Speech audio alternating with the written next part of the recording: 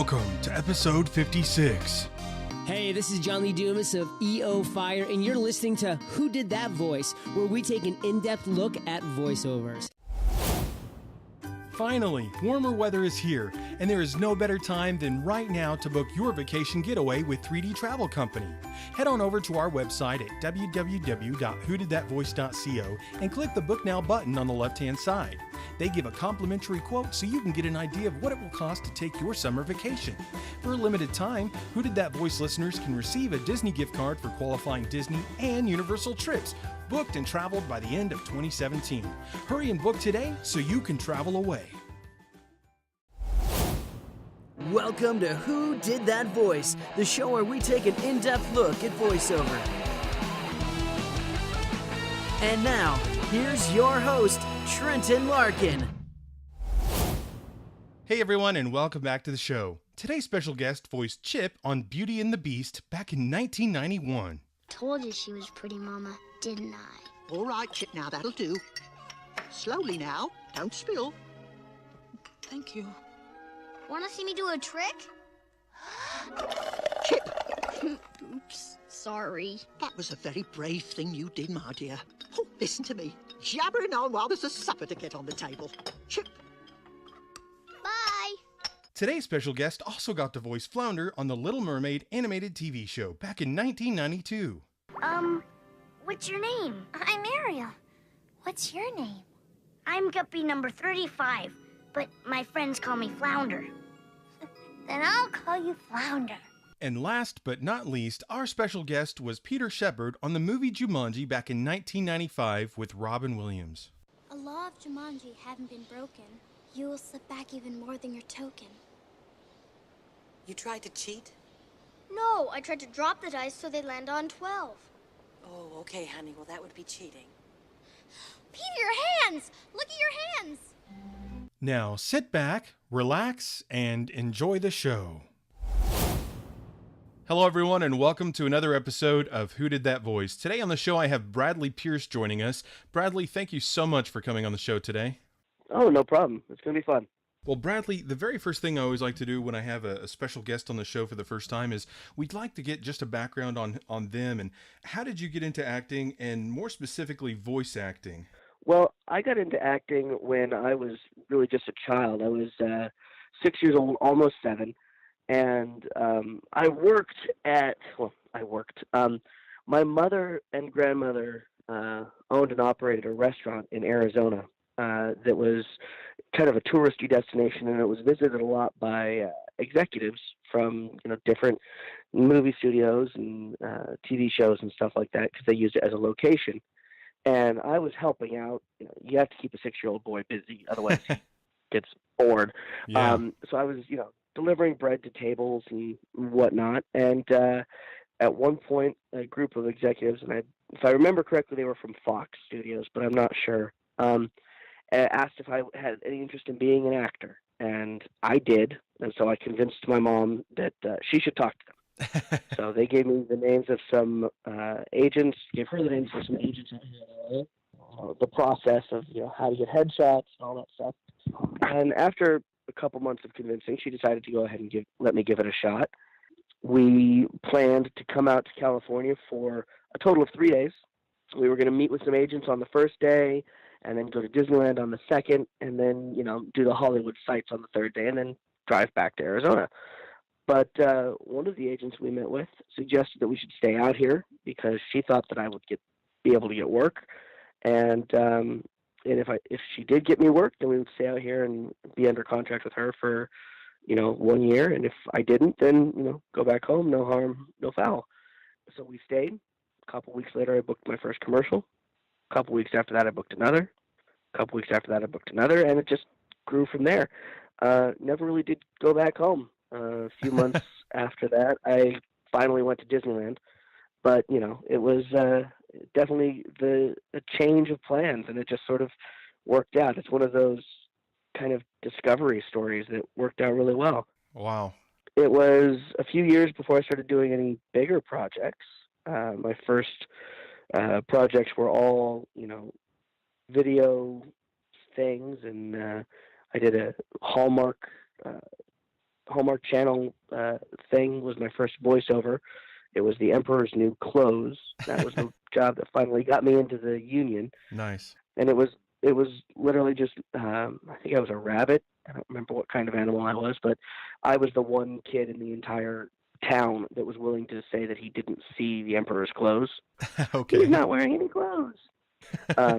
Based on the old Aesop's fable, where nobody wanted to look like a fool, so they all did. Eventually just kind of snowballed into a career that worked out great and, kept me in the industry for many years. When I was about 16, I decided to take a little bit of a break to try to be a normal kid.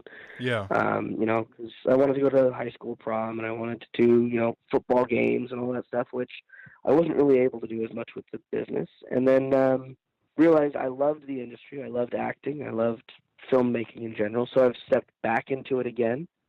Been producing some of my own films and acting in some really interesting independent projects and still doing some voice work here and there.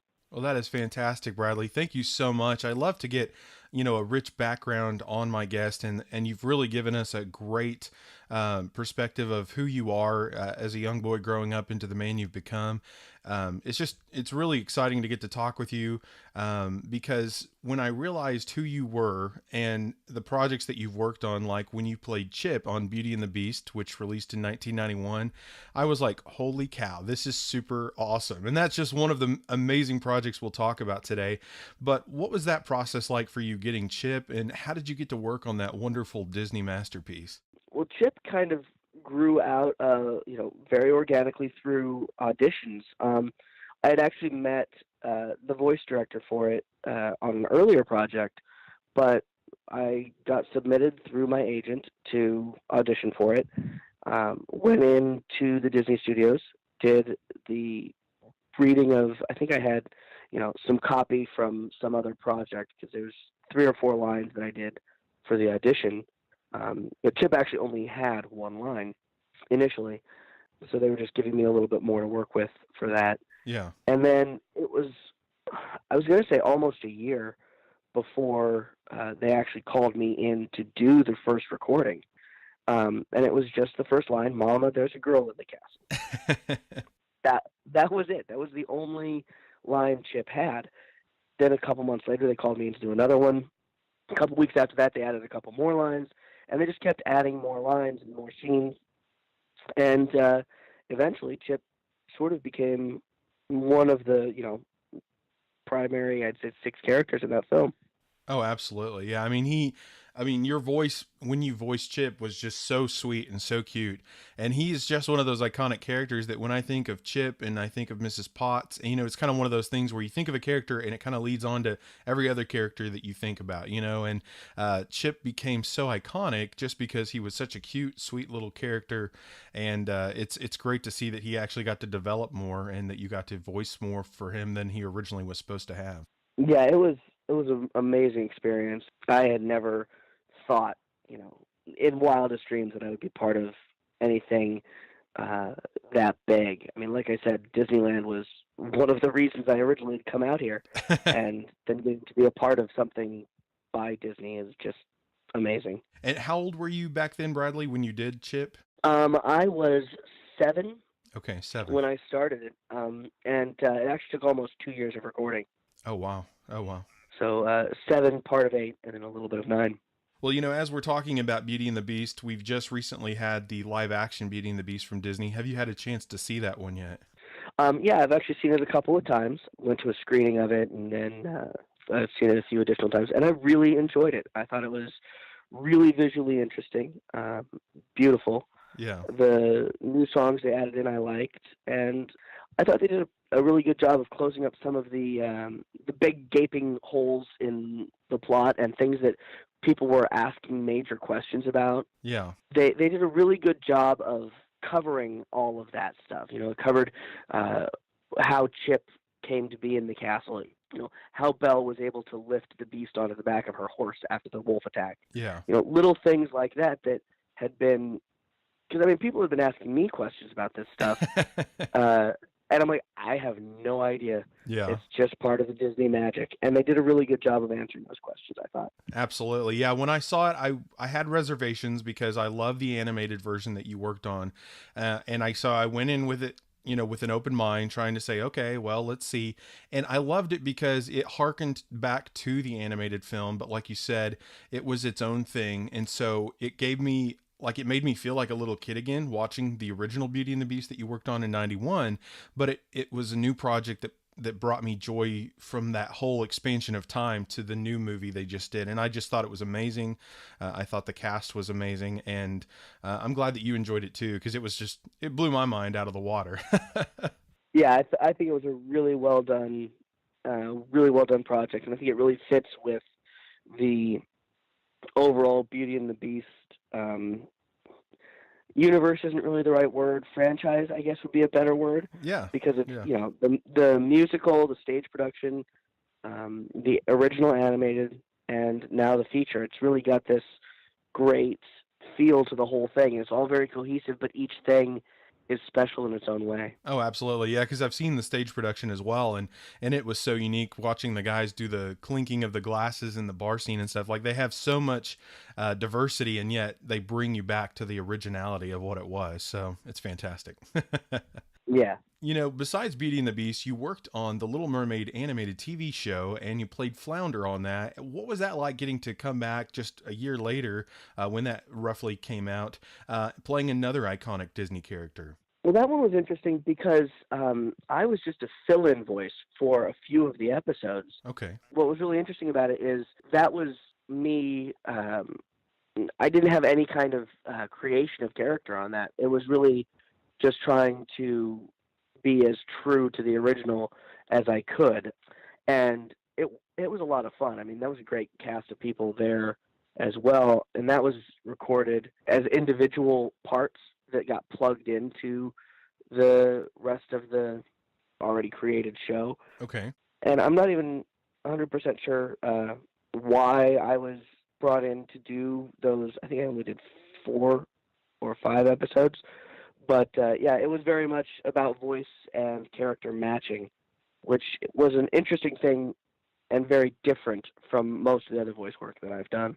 Well, it's good that you got to come in for that. I know you did work on it, was just 4 episodes on that project, but I wasn't sure if you were actually doing the voice full time or if it was kind of a part-time fill-in thing or whatever. But, being able to work on that project, it was something I grew up loving. And I loved how Disney for a while did those TV shows with, like, the Aladdin TV show and the Little Mermaid and Hercules and stuff.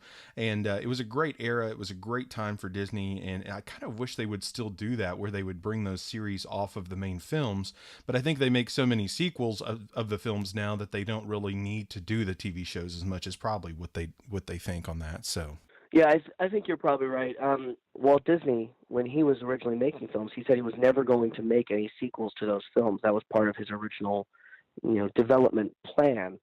But obviously Disney corporate has changed that within the last 20 years or so, and they've done sequels to just about all of the films that have done well. But speaking of sequels, Bradley, you actually got to work on Return to Neverland as Nips, the rabbit, I believe. Is that correct? Yeah, Nibs is one of the Lost Boys, and they were most easily identifiable by their costumes. Nibs was the rabbit. Absolutely, yeah. And getting to see that Return to Neverland was fantastic, because Peter Pan has always been my absolute favorite character, aside from the Robin Hood that Disney did, which they've never made a sequel for. But Peter Pan was always an absolutely huge favorite of mine. So what was it like for you getting to work on that project, Bradley? That was a lot of fun because by that point I was enough older and more mature that I really understood what I was a part of at that point. Yeah. And it was recorded, that was also recorded as a group session with all of the other Lost Boys. And we really got bonded a little bit more. I've actually kind of had Peter Pan as a through line within a lot of my career. One of my first background voice jobs, which is a whole interesting little subculture of voice work, was on the movie Hook. Oh, wow. I added extra voices for the Lost Boys. Oh, wow. And so I did that. And then with Return to Neverland, I was one of the Lost Boys. Specifically, I was Nibs, who it was originally a two-line character in the first film. In the original Peter Pan, Nibs speaks twice. That is identifiable as his. And so I was kind of voice matching that, but getting to build the character, which was a lot of fun. Yeah. And I worked with some great people in that room, and so that was fun. And it's sort of been something I can keep going back to, and it's really fun, really a lot of fun. Absolutely. Yeah, Peter Pan has always been a huge favorite of mine, especially Hook. Wow, that is an amazing project, and I'm glad you got to voice on that. That's one I didn't know about and wasn't prepared for, so I always love those golden nuggets of opportunity that I'm not prepared for. One of the interesting things about background voice work is it's almost never credited. Yeah. It's always just sort of a bunch of people in a room, making all of the noises that you hear in the back. But it's a lot of fun because it's just improv, and they usually have a great group of people that I get to do that with. So that's fun. Absolutely. And a lot of times when you get those kind of credits on IMDb, they're usually like one that'll say you worked on such and such project, and then usually it's listed as like additional voices, isn't it? Yeah. Okay. To stick within the Disney family, the Kingdom Hearts video games, I did voices for either NPCs or sometimes just background voices, like in a crowd if there's cheers, things like that, on 2 of the games in that series. Oh, wow. That's awesome. Well, Bradley, another amazing project that you got to work on, we're jumping back in time just a little bit, was Jumanji. And you played Peter Shepard on that show. What was that project like, getting to work with Robin Williams and Kirsten Dunst and everyone else on that amazing project?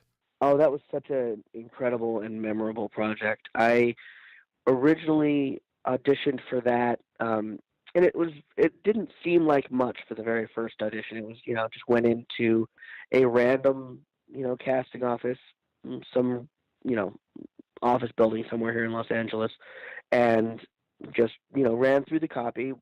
It was just another day. It didn't seem like anything too memorable. But then when I got my call back, it was at the producer's offices, and it was this complex of offices around a center open style office.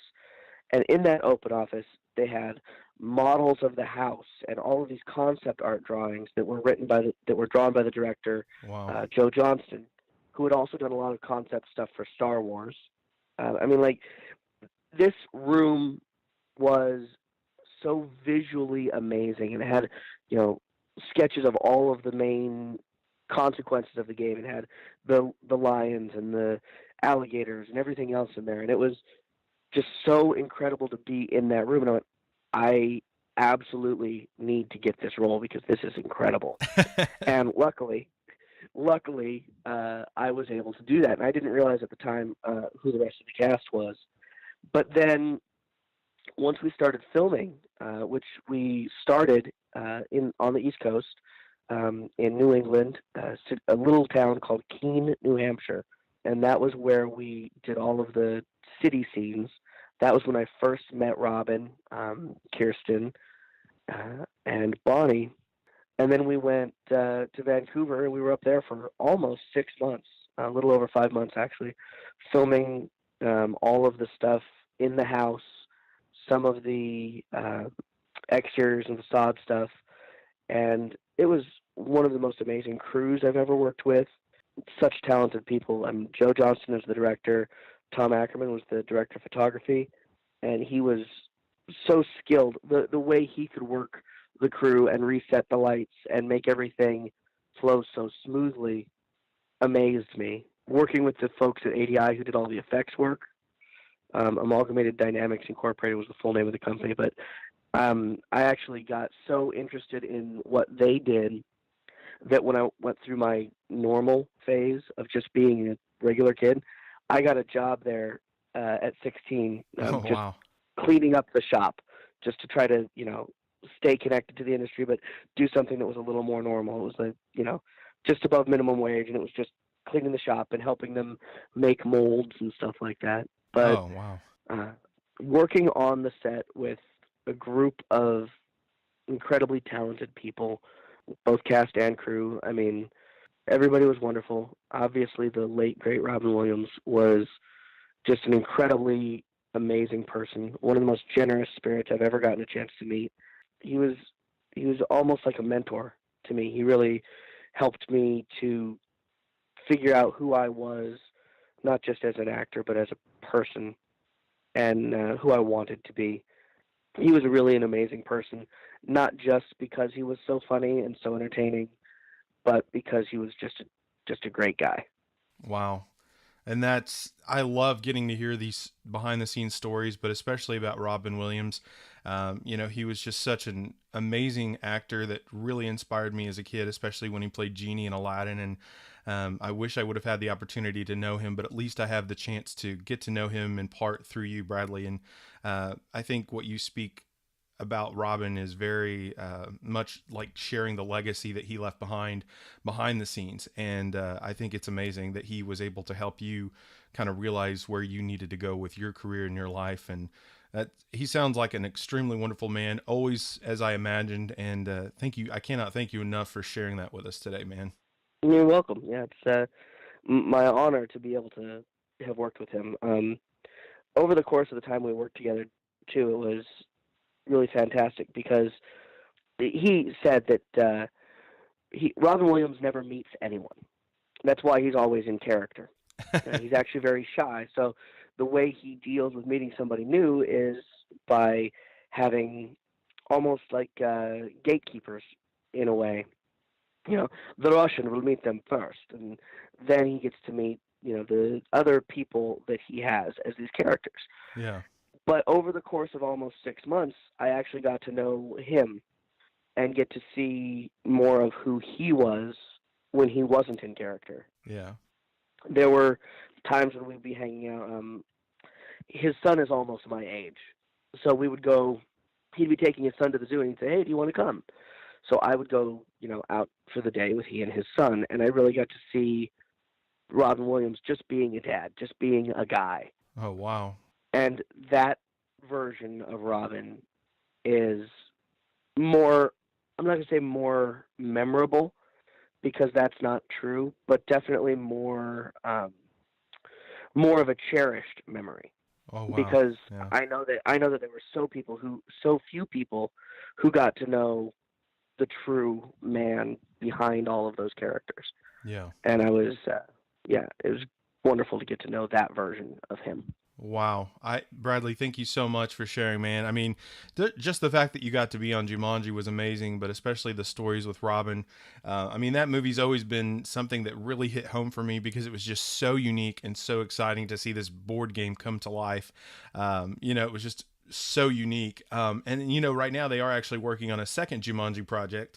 I'm sure you've heard, and it's going to be coming out soon. And I'm kind of excited to see what they're going to do. And I'm glad it's not a remake. It's actually kind of, I believe, something that takes place after your storyline. So, well, when I first heard about the Jumanji reimagining is what they initially released it as, I was really quite frustrated. They made the announcement 3 days after Robin Williams passed. Did they really? Oh, man. They did.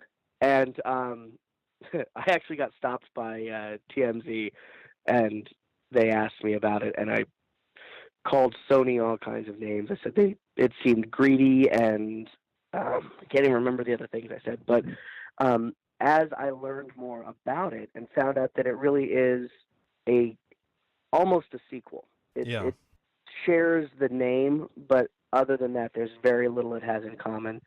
And I actually know quite a bit about the storyline. I think they've revealed now. I hope they've revealed, because if they haven't, then I might get in trouble for revealing it. But that it's actually a video game now. Oh, it's a video game. That part I didn't realize. Okay. It's a video game, not a board game. And the characters that are played by the four actors are the avatars within that video game. That part I knew, yeah, that they actually, like, the nerd becomes the buff guy, and it's kind of like all the different characters, like the pretty one becomes the geeky nerd, and like some stuff like that. So yeah, and so basically it's the same concept as the original Jumanji, in that the game helps all of the people who are playing it with whatever their major issue is. Yeah. And so it's got that, but it almost feels to me like it's a completely separate story that really only shares the Jumanji name. Yes. Yeah. And so I'm a lot more okay with that. I really didn't want them to be trying to reboot the 95 film because I feel like it didn't need that. Yeah. Yeah. Yeah. I kind of had the same feelings about it when I first heard that announcement, Bradley, was, oh, how dare they? But, now as I've learned, kind of like you, that the project was going to be kind of a different thing where the characters were becoming avatars. And I heard the perspective of this one is going to be more that they're inside the game versus the game coming outside to the real world. I was like, oh, okay, this is like a totally different concept, but it's the same, kind of universe or whatever, or feel. So I was like, I'm okay with that. But it did kind of feel like I did kind of remember it coming out around the time Robin Williams passed, and I was going like, really, guys? But I'm glad that it's not what we originally thought it was going to be. So yeah, and it seems like it's going to be really entertaining. I have seen some of the artwork. I actually was able to check out The Rock's costume when it was being made, and actually because he had released some statement that he really loved the original, I actually signed the inside of his belt. Oh, nice. Awesome. His and also his stunt double, who is his cousin. I signed the inside of both of their belts. So, that's the closest to being a part of the project that I got to be, but I think that's kind of a fun little thing. Well, that's a fun behind the scenes fact that who else is going to know that? Now I do, and my listeners will too. And thank you for sharing that, Bradley. I really appreciate it, bud. No problem. Well, behind the scenes magic brought to you by Who Did That Voice. Thank you very much, Bradley. Yeah, absolutely my pleasure. That was fun. Absolutely. Well, another awesome project you got to work on was the Lego Movie video game where you played bad cop, good cop, super awesome character. Loved the movie. And I'm so glad that you got to be a part of this project. It came out in 2014, so a more recent project that you've done. And what was that like getting to work on that awesome video game? That was a lot of fun for a few different reasons. One of the voice directors that I've worked with several times throughout my career, his name is Ned Lott, and he actually was the producer and voice director on that project. So he brought me in to just do originally some of the NPC type characters, some of the more nondescript stuff, and then he ended up having me voice that character as well, which was a more identifiable. And I didn't realize it because we recorded for the video game a few months before the movie actually came out. So I didn't realize how it fit into the storyline of the film. Yeah. But it was fun to be almost I don't want to say iconic, but such a memorable part of the movie. Yeah. To do the video game version. Yeah, it was a lot of fun.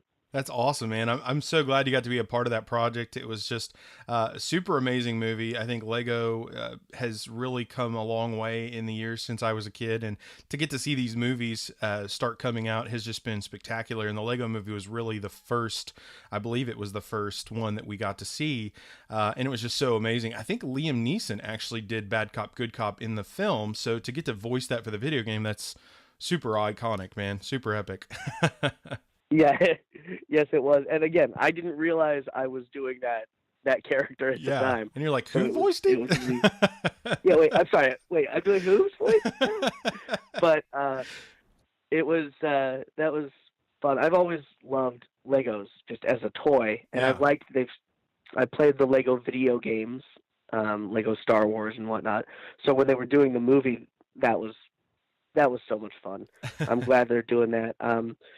I also have seen, the other Lego movies, the Lego Batman movie and stuff like that, and I think it's great that Lego's starting to develop these products that are beyond just the building blocks. Absolutely. I couldn't agree more with you, Bradley. Well, do you have social media where people can reach out to you, whether they have questions or maybe they're even looking to hire you for a future project? I do actually. I am at Mr. Bradley Pierce. It's MrBradleyPierce on all of the social media, Twitter, Instagram, Facebook, Snapchat. Trying to think. Basically, just about anything that's out there, I'll try to pick up on, and that's the tag that I'm using. And then I also have a website. It's www.mrbradleypierce.com, and those are easy ways to get in touch with me. Fantastic, Bradley. Thank you so much for that. You know, I have two final questions for you, and we will wrap this interview up. The first of the two is, what kind of advice would you give to somebody who maybe has a connection with some of your characters from the past, or who just has a love for voiceover and acting? What kind of advice would you give to them?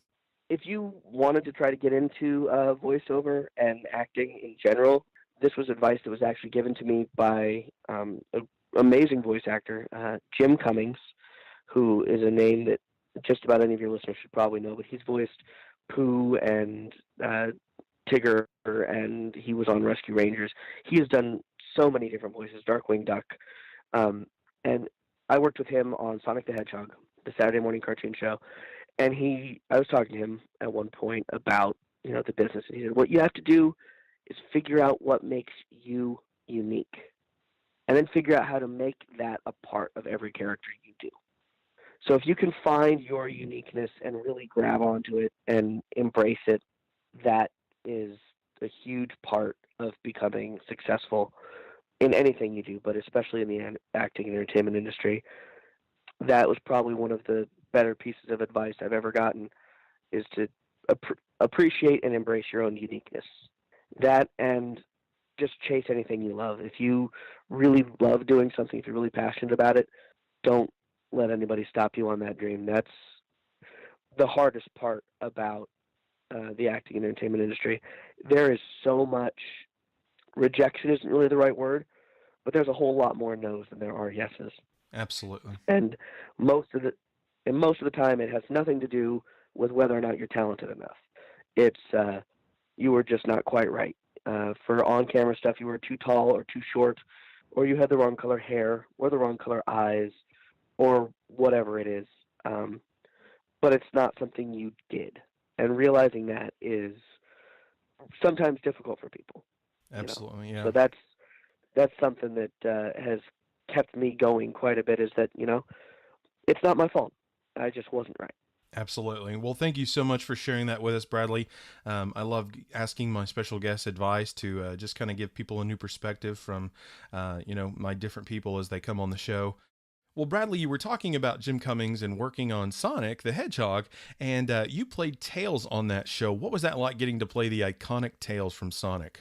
That was great. I worked on that for almost 3 years, and actually I left doing that Saturday morning cartoon for Jumanji, and they had to replace me vocally because I was up in Vancouver for so long doing it. But that was great because we all worked together in the same room, which is, I don't want to say unusual, but for TV shows and stuff like that, that was the more common thing. But films, which is what I had done more of, are generally recorded individually.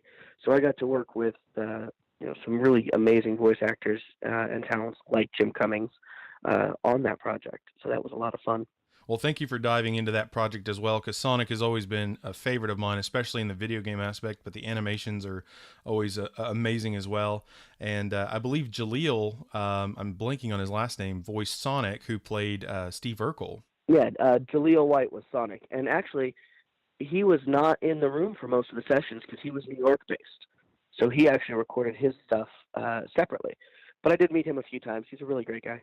Yeah, absolutely. Well, that whole cast was amazing. Like Jim Cummings and Cree Summer was on it, and so many other amazing, talented actors that are still prominent in the voiceover world today. So that's amazing that you got to work with all of them. Yeah, and that was another one of those where I worked with Christine Cavanaugh, who we've also unfortunately lost since, but she was such an amazing voice talent. Rugrats and so many other fun, cool projects that she was a part of. It was a very cool experience, or as Tails would say, that's way past cool, Sonic. The last and final question I have for you today is, what is the legacy that you want to leave behind? Oh, wow. That's a bigger question than I was expecting. What legacy do I want to leave behind? I think I want to have people remember the joy that they felt escaping whatever, the mundane of the day-to-day with my help to the characters that I played and the films that I was a part of. I hope that they can, have memorable and enjoyable experiences that I get to be a part of. Absolutely, Bradley. I think that's a wonderful legacy. It's definitely to the point, and knowing that you've brought people joy through the projects you've worked on, I don't think there's a better legacy than that, man. Yeah, that's the goal. Absolutely. Well, Bradley, it has been an absolute honor and pleasure having you on the show today. Would you please give us a closeout today as Tales from Sonic? Sure can. Let's go get some chili dogs, Sonic. This is Bradley Pierce, and I was on Who Did That Voice.